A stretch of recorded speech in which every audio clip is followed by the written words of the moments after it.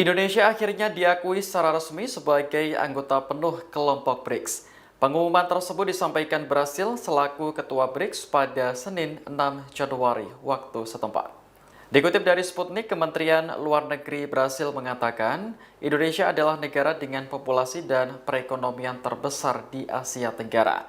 Selain itu, Indonesia juga memiliki komitmen yang sama dengan negara anggota BRICS. Di antaranya komitmen untuk mereformasi lembaga tata kelola global dan memberikan kontribusi positif dalam memperdalam kerjasama di negara-negara berkembang. Brasil pun menyambut baik masuknya Indonesia ke dalam BRICS, kelompok ekonomi yang disebut menjadi penyeimbang barat.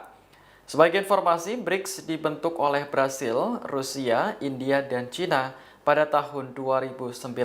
Seiring berjalannya waktu, semakin banyak negara yang bergabung dengan kelompok tersebut.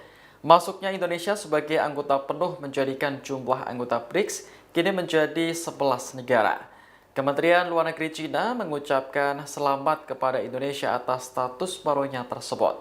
Beijing menilai Indonesia punya kekuatan penting di selatan dan mampu memberikan kontribusi bagi pengembangan BRICS. Download Tribun X sekarang, menghadirkan lokal menjadi Indonesia.